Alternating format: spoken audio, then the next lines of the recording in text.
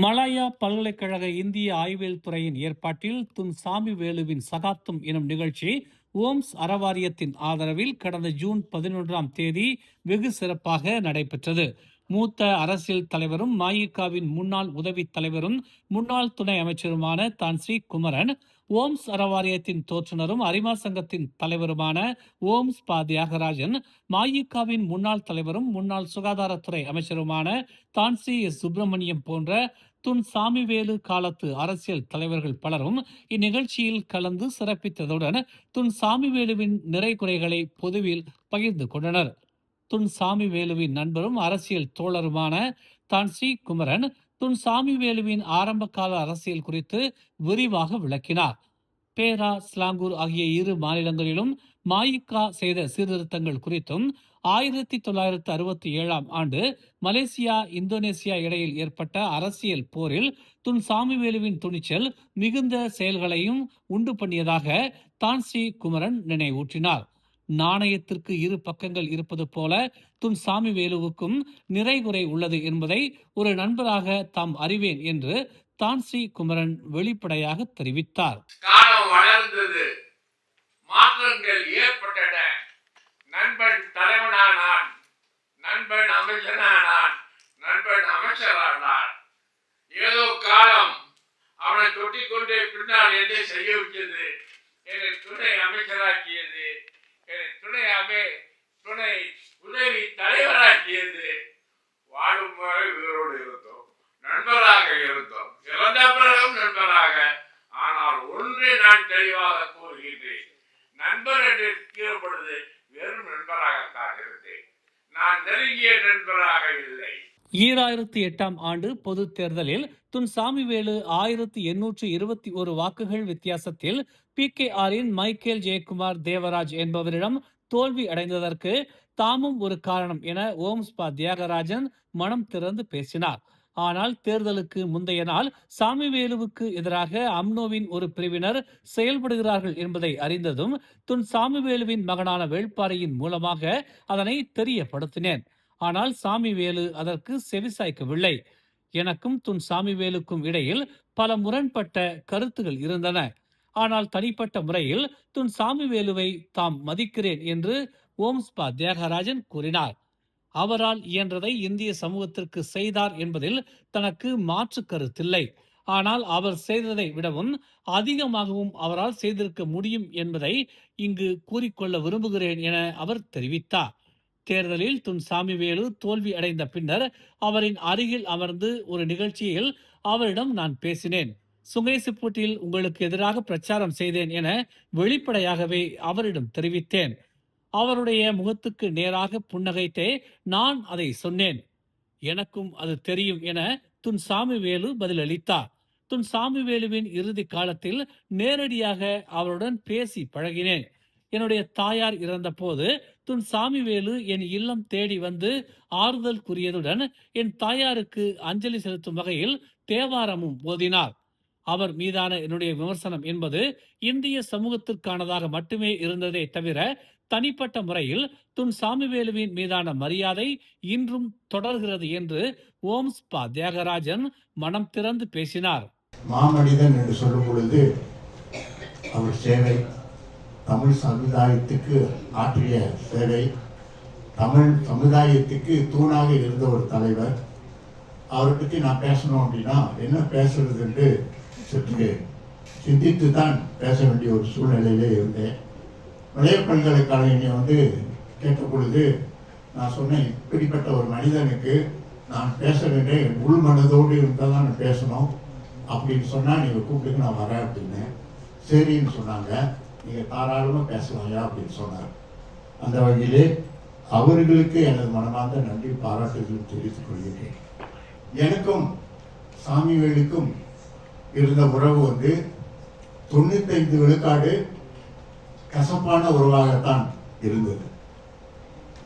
5 விழுக்காடு தான் அவர் இறுதி காலகட்டத்தில் எனக்கும் அவருக்கும் அந்த இனிப்பான உறவு உருவானது.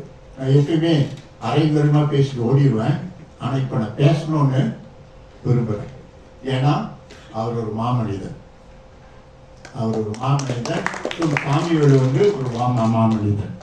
இனி வந்து ஒரு எதிர்கட்சி, நான் சுப்பிரமணியத்தின் தீவிரவாதி, பத்மநாபனின் தீவிரவாதி என்றுதான் முத்திரை பதிக்கப்பட்டேன். எதிர்கட்சியின் தலைவர், எதிர்கட்சிக்கு தூணாக இருப்பவர் என்றெல்லாம் பேசிக் கொண்டிருந்தார்கள். ஆனால் காத்துல வர கதையை செவி வாங்கி சாமிவேலு அவர்கள் என்னிடம் எதிரி என்று அவர் பழகி கொண்டிருந்தார்.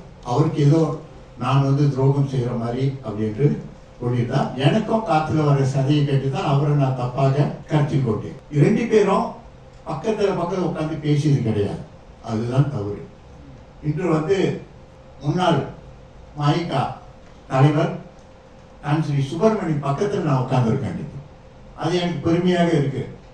அந்த நிலை எனக்கு அன்னைக்கு வந்து சாமியோட இருந்துருச்சுன்னா என்னை பற்றி அவர் புரிஞ்சிருப்பார், அவரை பற்றி நான் புரிஞ்சிருப்பேன்.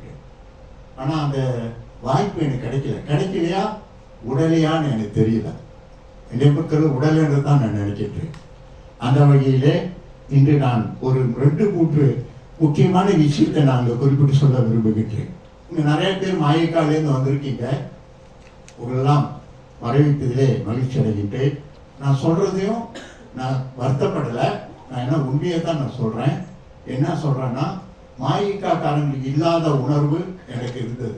சமுதாய உணர்வு மக்கள்ல மாயிக்கா உணர்வும் எனக்கு இருந்தது.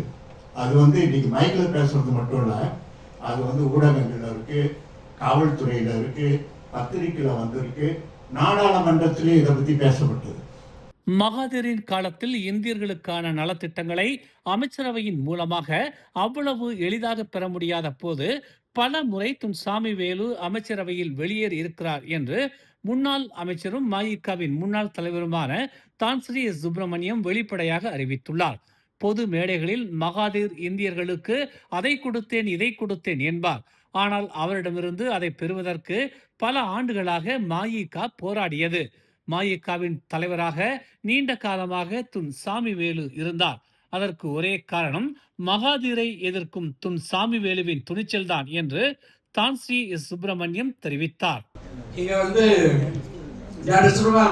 மறுபடியும் தேசிய தலைவர்கள் போட்டியிட்டார். இந்த போட்டியிட்ட டயத்துல தான் டாக்டர் பத்மா, பண்டிதன் எல்லாம் சுப்ராவாதற்கு சாமிவேலு வந்து அப்ப தேசிய தலைவராக இருக்காரு. போட்டி, இந்த கடுமையான போட்டி மறுபடியும் இந்த பிளவு வந்து அதிகரிச்சிச்சு. ஏன்னா அங்கிட்ட வந்து ஒரு பெரிய டீம். ஸோ அதுலேயும் அது போராடி வந்து கரணி மறுபடியும் ஜெயிச்சிட்டாரு. இது அவருடைய அரசியல் இருந்த போராட்டங்கள். எதற்கு காமிக்கிறேன்னா, ஒவ்வொரு நிலையிலும் பலவிதமான போராட்டங்களை எதிர்நோக்கி, அதாவது உதாரணமாக அவர் வந்து ஸ்லாங்கூர் ஸ்டேட்ல வந்து ஜெயிக்கும் பொழுது அவர் வந்து வீடு வீடா மோட்டார் சைக்கிள்ல போய் ஒவ்வொரு கிளைத்தலைவரையும் பார்த்து திருப்பி பார்த்து அதை வந்து 7 முறை செஞ்சு ஜெயிச்சிருக்காரு. அந்த அளவுக்கு போராட்டம் செய்து வெற்றி பெற்ற ஒரு அரசியல் தலைவர் என்றுதான் கூறுவேன். தாம் பல்கலைக்கழக மாணவராக இருந்த போது கல்வி உதவி நிதிக்காக சாமிவேலுவை சந்தித்ததாக கல்வியாளரும் பேராசிரியருமான முனைவர் கிருஷ்ணன் மணியம் தெரிவித்தார். மாணவராக இருந்த போது அரசியல்வாதிகளை கேலியாக சித்தரித்து மேடை நாடகங்களை அரங்கேற்றினோம். அதை சாமிவேலு அறிந்திருந்தாலும் நாங்கள் கேட்ட தொகையை விடவும் அதிகமாகவே சாமிவேலு வழங்குவதாக உறுதி அளித்தார். கடவுள் வரம் கொடுத்தாலும் பூசாரி கொடுக்க மாட்டார் என்பது போல சாமிவேலுவின் செயலாளர்களிடமிருந்து அந்த தொகையை பெறுவது பெரும் பாடாக இருந்தது என்று முனைவர் கிருஷ்ணன் மணியம் தெரிவித்தார். சாமிவேலு அவர்கள் வந்து ஒரு நம்பிக்கையின் திருவுருவமாக தான் பார்க்கணும். ஒரு நம்பிக்கையை திருவுருவம். கல்விக்குனா அவர் உதவி எந்த வகையிலும் வந்து செய்வார். அதுல நானே உதாரணம். நானே என் நண்பன் விஜயகுமாரும் அவங்க பசியர் முதல் ஆண்டு படிக்கும் பொழுது கட்டணம் கட்டுறதுக்கு பணம் இல்லை. பரீட்சை வந்துருச்சு, பரீட்சை உட்கார்றதுக்கு விட மாட்டாங்க. அப்ப சிவகுமார் ரெட்டியார்னு ஒருத்தர் இருந்தார். அவர் டைம் மட்டும் கொடுத்தாரு. ஆனா வந்து பணத்தை கொடுத்து ஆகணுமே. சரி என்ன செய்யலாம் அப்படின்னு சொல்ற சமயத்துல சொன்னாங்க, இப்போதான் சாமிவேலு அவர்கள் மந்திரியா வந்திருக்காரு, நீங்க போய் அவர்கிட்ட கேளுங்க கிடைக்கும்னு. ஆனா அதுல ஒரு சின்ன சிக்கல் இருக்கு. என்ன சிக்கல்னா, அப்ப தமிழ் பேரவை நடத்தின கலை நிகழ்ச்சியில ஒரு நாடகம், அரசியல் நாடகம். அதுல நான் தான் அரசியல்வாதி. அடுத்து ஒரு துண்டு சீட்டு கொடுத்து எவ்வளவு காசு வேணும்னு கேட்டாரு. நாங்கள் ஒரு 800 வெள்ளி அதுதான் ஃபீஸ் வேணும்னு எழுதுறோம். அது வாங்கி பார்த்தேன்னு ரொம்ப நேர்மையா இருக்கீங்கப்பா சொல்லிட்டு, சரி ஆளுக்கு 1000 வெள்ளி கொடுக்குறேன் அப்படின்னு சொல்லிட்டு நாளைக்கு வந்து செக் எடுத்துருங்க எம்ஐசில அப்படின்னு சொல்லிட்டாரு. இது எப்படி திருப்பி கொடுக்கணும்னு கேட்டேன். நீ திருப்பி கொடுக்க வேண்டாம், நீ நல்லா இருக்கும் பொழுது மாணவர்களுக்கு உதவி செய்யி அப்படின்னு சொல்லிட்டாரு. இதுல வந்து பாருங்க, அவருடைய உள்ளம் அப்படியே கொடுத்துட்டாரு. ஆனா நாங்க எம்ஐசி ஹெச்கியூ போற மறுநாள் செக்கு எங்க அந்த அந்த மேசை மேல இருக்கு, கொடுக்க மாட்டாரு. என்னன்னா அதுக்குள்ள நிர்வாக செயலாளர் வந்தாதான் கொடுப்பேன் அப்படின்னு. எங்களுக்கும் 3:30 மணிக்குள்ள செக்கு பேங்கிங் பண்ணி காசு எடுக்கணும். யூஏபி பக்கத்தில் தான் இருக்கு. ஆனா 3:30 மணிக்கு வந்தாரு. 3 மணிக்கு சாப்பிட்டு போறாங்களே, அப்பதான் வந்தாரு நிர்வாக செயலாளர். வந்து சூழலும் நாக்காரையில் உட்கார்ந்து சுத்திட்டு, நீங்க என்ன சாமிகளுக்கு சொந்தக்காரங்களாங்க? இல்லைங்க அப்படின்னு. 1000 கொடுத்துருக்காரு. நாங்கள் வாங்கிட்டு போறோம் அப்படின்னு ரொம்ப மரியாதையா வாங்கிட்டு போயிருக்கோம். ஆனா சாமியோட உள்ளம் ஒரு கேள்வி கேட்காம எங்களுக்கு காசு கொடுத்தாங்க. ஆனா கீழே உள்ள என்ன கேள்வி கேட்டாங்க. சரி அதெல்லாம் விட்டுருவோம்.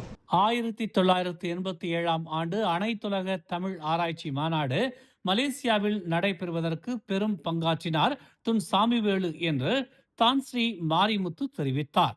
அதனை அடுத்து எய்ம்ஸ் பல்கலைக்கழகத்தின் இயக்குநராகவும் நாடாளுமன்ற செயலாளராகவும் கல்வியாளர்களை அடையாளம் கண்டு பதவிகளையும் பொறுப்புகளையும் வழங்கி அலங்கரித்தவர் துன் சாமிவேலு என தான்ஸ்ரீ டி மாரிமுத்து புகழாரம் சூட்டினார். கணக்கில் இல்லாமல் கோயில்களுக்கு நிதிகளை வழங்கியவர்களில் முதன்மையானவர் துன் சாமிவேலு என்று டத்தோ வைத்தியலிங்கம் நினைவூட்டினார். பொதுப்பணி அமைச்சராக துன் சாமிவேலு இருந்த காலத்தில் குத்தகையாளர்கள் மூலமாக கோயில்களுக்கும் தமிழ் பள்ளிகளுக்கும் தனியார் நிதியை வழங்கவும் துன் சாமிவேலு முக்கிய பங்காற்றினார் என்று டத்தோ வைத்தியலிங்கம் கூறினார். குலுவாங்கில் இருந்த தம்மை அடையாளம் கண்டு அரசியல் படுத்தினார் துன் சாமிவேலு என்று முன்னாள் சுகாதாரத்துறை அமைச்சர் தான்ஸ்ரீ சுப்பிரமணியம் தெரிவித்தார். தமிழ் பள்ளியில் தொடக்க கல்வியை பயின்ற துன் சாமிவேலு மலேசியாவில் தலைசிறந்த கட்டிட பொறியியலாளர்களில் ஒருவரும் கூட என அவர் குறிப்பிட்டார். ஆரம்ப காலத்தில் மாயிகாவின் 7 முறை போட்டியிட்டு தோல்வி அடைந்த துன் சாமிவேலு 8வது முறையாக போட்டியிட்டு ஸ்லாங்கூர் மாநில மாயிகாவின் செயலாளராக பொறுப்பேற்றார். அதன் பின்னர் தான்ஸ்ரீ வி மாணிக்கவாசகம் தலைமையிலான மாயிகாவில் மெல்ல மெல்ல தன்னை அடையாளப்படுத்தினார். தான்ஸ்ரீ வி மாணிக்கவாசகத்துக்கு துன் சாமிவேலுவின் மீது நல்ல அபிப்பிராயம் இல்லை.